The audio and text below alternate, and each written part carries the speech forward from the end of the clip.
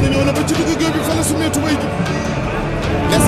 Bawal mooy Santa Gningue borom Mbour l'adversaire de Weuz Diambar macha allah di ndaanaan boo xam ne wax naa la ko kenn dootu ko présenté sama entretien moom nag seese naa ko de gauche à droite de midi à 14h waaye tey la ko yàlla dogal Santa ma bàyyi la nga nuyoo mbokk internet yi maa ngi lay ziar baax. maa ngi lay ziar Talibé Cheikh ni ma noonu laa la tuddee di nuyu sa caméraman bi di nuyu vraiment Gaston Production yëpp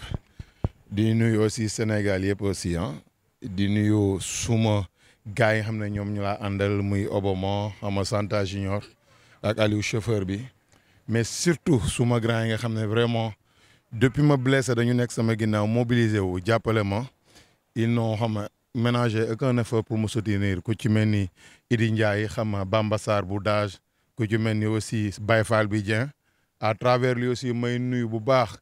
Go Faye bu mouvement Parcelles réaction di ko ñaanal yàlla li nga xam moom lay mbébét muy mairie Parcelles yàlla na ko yàlla jox mais di nuyu aussi Sénégal yëpp di nuyu aussi Jo Sidibé sama grand sama xarit bu baax a baax a baax ak tous les personnels de Rolls sama DG ki nga xam ne ni moom mooy Bob Cyril Bathily Zal ak ña ngi xam ne ñoom laay liggéeyandool yëpp maa ngi leen di nuyu bu baax a baax. mu nekk lu am solo Santa waaye li olof naan jàmm ak pex yàlla ak dogal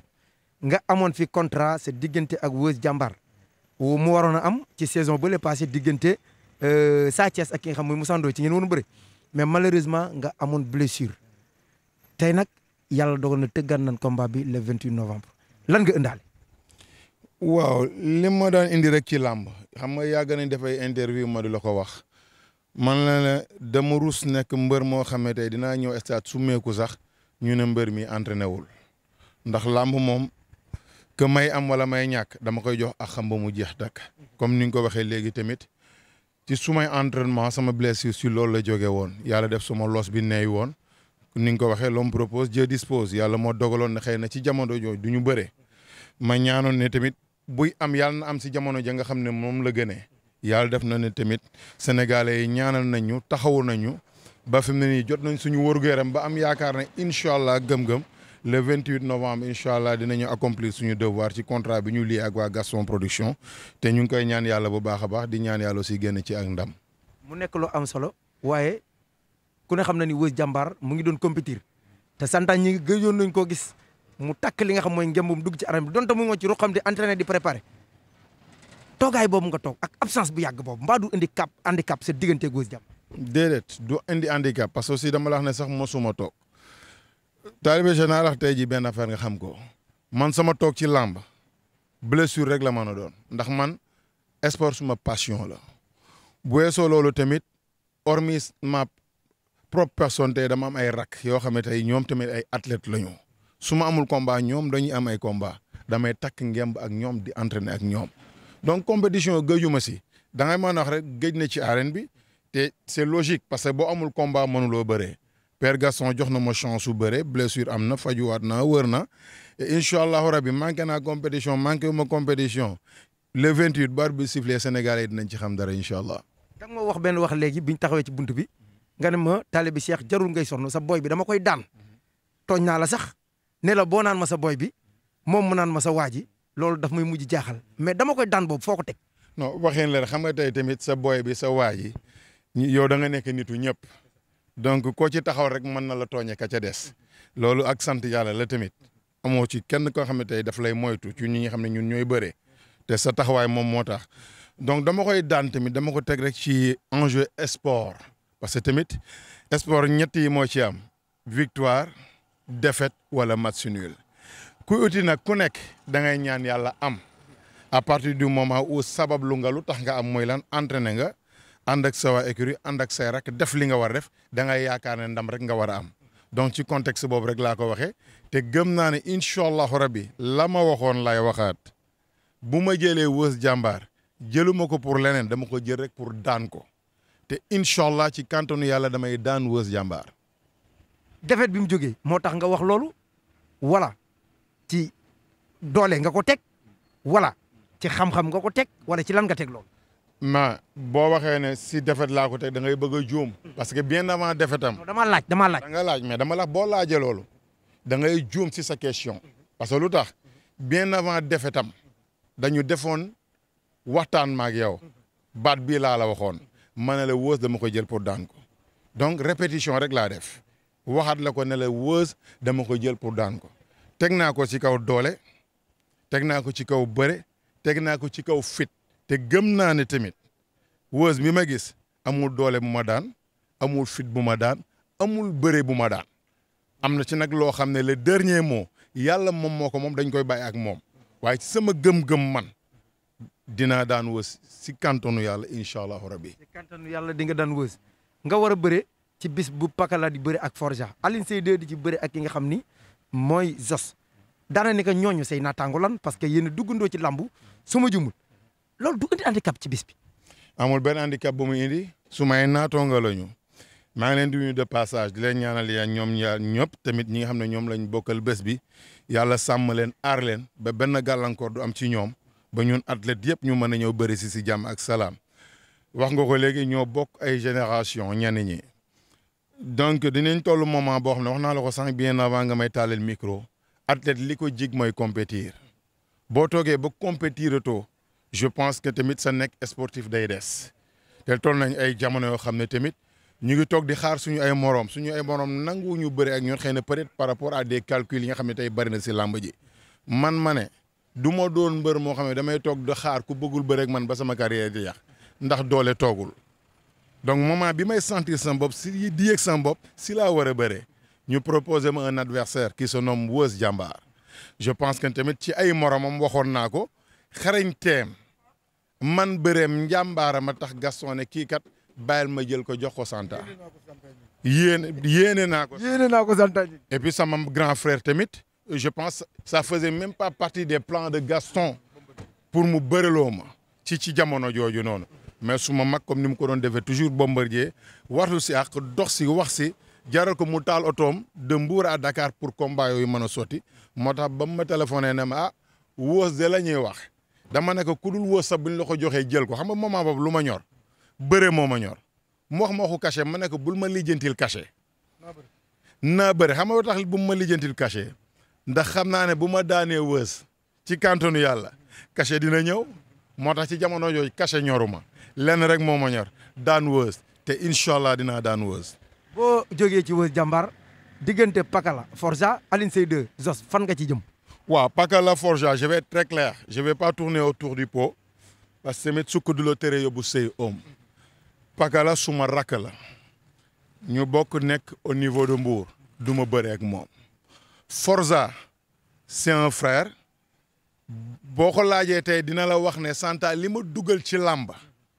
ci moom la jógee wax na la ko kon kooku bëre mënul dox sama diggante ak moom yàlla def tam ma amanteeg ay mbokkam ay lien de parenté donc on peut pas xama di bëree maak moom donc ñaar ñooñu c'est exclu mais nag yaa tey Alioune Seye 2 bi nga xam ne mu ngi fi yaa Zoss bi nga xam ne mu ngi fi donc ci carré d'as boobu dafa am lu garaaw lu fa nekk man damay daan Weuz Diambar incha allah ci kantonu yàlla toog xaar Zoss ak ki nga xam ne mooy Alioune Seye 2 quel que soit le résultat de ce combat là ku ma si Père Gaston jox ma jël ko bëri ak moom incha allah ci kantonu yàlla. Alioune Seye 2 mi dóor gars yi ñuy daanu moom nga wax de. waaw Alioune Seye 2 ku ne xam ne mbër mu xaar la ñu ñaan yàlla tamit vraiment yàlla na ko yàlla may wër xarañteem di gën a yokku parce que je pense tamit pour être un grand champion ou pour devenir un grand champion il faut en découdre avec les grands champions quel que soit l'issue des combats tey boo bëggee nekk champion bu mag il faut ngay daan ay champion yu mag et je pense tamit man fi ma jaar si lamb yëpp tey que muy Alioune Seye 2 je le respecte c'est un grand lutteur xam nga bi nga xam ne technique mu ngi ci moom njàmbaar mu ngi ci moom mais boo xoolee man fi ma jaar ci ay Falaye Baldé 2 ci ay Babacar Diallo ci ay Coly Faye ci ay géants ci ay Batiko ay jamono yi nga xam ne ñooñu ils étaient des athlètes et de purs athlètes ma dugg seen biir xuus ba génn xëy na yàlla ak li muy dogal feebar ñëw dama koy wax toujours et je me répète par rapport à cela man tey suma mauvaise passe ci làmb tey ji lenn rek moo ko indi mooy blessure rek kese c'est pas une manque de compétence moo def ne man tey ji sama làmb xaw na tardé mais yàlla mooy dogal ci jàmm bi li ko neex ci moom ba may bëree Yékini jour dama entraîné ba ne man Yékini jour at bi day siffler rek ma dox jàpp ko ba mu dëgër daan ci diggante bi blessure ñëw nerf sciatique ñëw ma traîné que 1 an et demi loolu jur tamit benn carrière boo xam ne xaw na sooxee par rapport ak man mais képp kuy amateuru làmb daan suivre làmb démb ak barke démb xam nga ne Santa amul mbër mu ko gën a xarañ amul mbër mu ko gën a ñeme ci biir làmb ji nii mais nag yàlla lu mu dogal ci doomu aadama allah kulli xaal nday am. nekk na lu am solo mais par rapport ak séance d' entraînement yi ngeen di mëne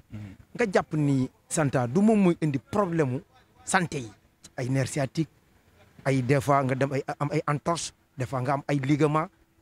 est ce que xool ngeen bu baax ñi leen entraîné ak méthode yi ngeen entraîné. bon mën na nekk parce que blessure moom bon en fait lu nekk mën na ko indi. xam nga man suma blessure dafa jóge woon si je me trompe pas parce que si ay problème lombaire la jóge woon ba pare parce que squat laa doon def avec un poids boo xam ne dafa diisoon trop au niveau de l'Olympique Club bi nga xam ne moo nekk au niveau du corniche yàgg na loolu donc bi ma koy def j'avais trébuché def un faux pas et que j'avais pas de ceinture avec moi donc loolu jàppoon ma def ma un problème de lombaire donc ma faj ko jamono ju fekk ma doon bëri sa ak Bébé Tyson ñu daxaat combat bi yàlla def ñu jàpp ko ma bëreeg Bébé Tyson daan ko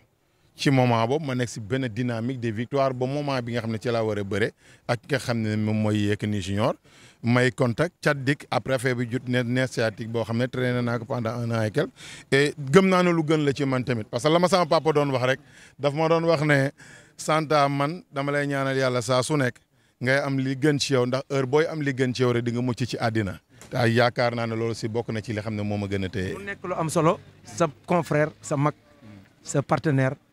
sa poulain doon bëri li nga xam mooy MMA résultat bi ñun ñëpp gisandoo nañ ko noo ko dundee. alhamdulilah rabbil alamin sant yàlla sunu borom. ndax ñun tamit dañu nekk ay jaam yoo xam ne lu ñu yàlla jox rek bu neexee ñu sante ko bu naqaree ñu sante ko ndax loolu rek moom moo nekk si àddina boo daan dem nag du uti ji yàlla di la jox ndam. ngay yuuxu te ba ngay yuuxu tamit ay doomi jàmbur ñu ngi doon jooy ba yàlla joxee leneen di sante ko donc à travers loolu tamit message bi ma koy lancer rek mooy que ne Bombardier ce dernier nous a valu tous les honneurs et tout le bonheur du monde par rapport xama li nga xam ne mooy sport de combat que ça soit aujourd'hui MMA que ça soit la lutte bëggal na Mbour bëggal na Sénégal fu nekk MMA 3 combats la ci def il a fait 2 yoo xam ne dafa dem am ci ay ndam ñamu daan gënu leen yàlla moo dogaloon ne tey dafa war a am ndam ci ñoom dem na tamit yàlla xañ na ko dañuy delluwaat rek santaat yàlla ci loolu te xam ne li gën ci noonu la ñu jox et ma di ko wax ne tamit il n'a pas à baisser la tête devant les Sénégalais il doit relever la tête devant les Sénégalais dafa bootoon drapeau Sénégal et je pense que ce qui lui a valu aujourd'hui cette défaite xam nga émotion bi mu amoon ses ambitions bëgg a taxali ko ak waa ji léegi pour tamit yëkkati drapeau Sénégal ci kaw safaan am na et je pense aussi par rapport à loolu il va apprendre de ses erreurs ba nga xam ne ëllëg ak ci biir erreur bi mu commettre ba ñàkk combat bi nii xam nga dina ko moytu en tout cas on l'applaudit man dama ko wax bi passé dama ne man dama koy féliciter de par son courage parce que aujourd'hui c'était pas une évidence quand même pour Bombardier dem tey ji defi ji MMA bay inciter aujourd'hui la jeunesse sénégalaise particulièrement les lutteurs pour ñu dem di defi ji MMA loolu je pense ouverture la te bien avant MMA dama daan toog ak Bombardier mu ne ma boy man dama am benn yéene ci Sénégal mooy que tey en dehors lamb ñuy def yeneen sport yu dul lamb dem lamb ji leneen ndax nit ki tamit da nga war di ubbeeku ci côté bu nekk donc loolu mooy li nga xam ne moo ko dugal si MMA tey mu encouragé ci ku ci mel nii rëg-rëg bootal ko ci combat gis nga yoon bi nga xam ne moom la ci rëg-rëg jël maa ngi dégg Ama Baldé maa ngi dégg c'est des athlètes donc niñ ñaan yàlla rek yàlla na leen yàlla dimbali denk leen encadrement yoo xam ne dinañ leen mën a gunge aussi par rapport ak sport boobu ñu parfaire seen bopp xam ne tamit réalité MMA ça n'a rien à voir avec la réalité lutte sénégalaise mais ñu gën a entraîner nekk ay athlètes de haute compétition parce que dans la haute compétition toutes les erreurs se payent donc yàlla dimbali leen et je pense que ne ils peuvent réussir à le faire maa ngi leen di ñaanal yàlla xam ne yàlla sottal loolu ñu mën a taxaw tamit brandir le drapeau Sénégal un peu partout dans le monde. Santa Gningue en tant que champion boo ma doon wax erreur bi Bombardier bëree ci combat boobu loo may wax. waaw mais c'est tout à fait xam nga tamit yomb na parce que tamit gis nañ un Bombardier bi nga xam ne ñëw na avec l'envie de vaincre choix bi et ñun ñëpp xam nañ ne tey tamit Bombardier gaynde la goo xam ne tamit wala paaka la kenn di ko jiitu ci mbaram on a vu waa ji cokkaas na ko en un moment donné riposté na coûte que coûte bëgg a dóor waa ji benn droite boo xam ne dama la koy dóor léegi nga jógee fii avec une garde basse côté gauche boo xam ne c'est tout à fait ouvert donc bi mu heurtelee waa ji qu'est-ce qu'il a fait au niveau bi ni muy reculer ci la doon riposter donc mu jël ñaari coups yoo xam ne c'est des coups yoo xam ne ci menton la dal ci côté boo xam ne ci côté waaw pàdd bi mooy cokkaas bi loolu laa la wax cokkaas boobu moo yëkkati Bombardier donc Bombardier bi muy dem ci kaw waa ji da ngay xool avec garde bi mu teg dafa gis rek dama koy bàcc droite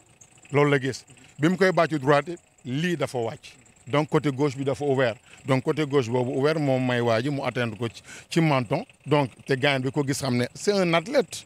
de haut niveau. mais ñi xam dëgg combat bi. nee nan bi mu paddee Bombardier ci la Bombardier perdre de connaissance. ah mais perte de connaissance du ma ko wax parce que bi muy dem tey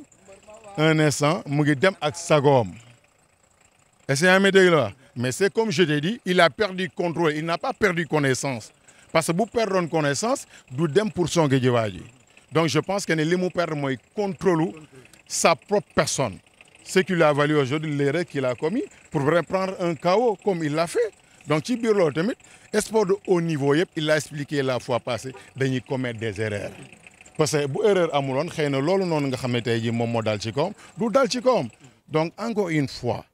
et j'ai dit wax naa ko sax la fois passée tontu na sax des fois ci yenn internet yoo nga xam ne tey jii dañu analyser woon la chose autrement je me suis dit bu ma doon moom sax je vais pas intervenir par rapport à cela du ma uyu sax ci commentaire yooyu parce que les gens tamit ils sont libres de leur pensée xëy na ñoom noonu la ñu gisee même bu dul noonu c'est un Sénégalais bi nga xam ne bi muy jóg di dem Sénégal la boot donc bu amee li war mooy ñu féliciter ko bu ñàkkee mooy li war ñu encourager ko encore une fois bravo à Bombardier ci njàmbaaram ci courage am ci léppam di ko ñaanal yàlla tamit yàlla na àggale ak sagoom parce que 3 contrats la signé benn bi jàll na je pense erreur boobu dina si jàngat ba nga xam ne yi di ñëw du ci commettre erreur boobu noonu yàlla na ko yàlla defal on est fier de lui parce que c'est une fierté nationale Bombardier on peut le dire donc kontaan loon nañu ci côté bu nekk bégloo nañu ci côté bu nekk donc il doit se ressaisir maa ngi ko koy waxaat lii bu mu tax mu sëgg wala mu am kersa ci kenn c'est un combattant nag mooy dem di ut di ñàkk comme di ut di am da daan dóor ay nit ñu daanu ñooñu dem muñ ak seeni mbokk tey jii dóor nañ ko moom suñu mag mu daanu ne ñëw ñu ànd moom muñ te uti ji leneen ëllëg ndax yàlla dencal na doomu aadama lu mu xam. noonu ñëw na ba ci digg géew bi fa la sumee tubéy ji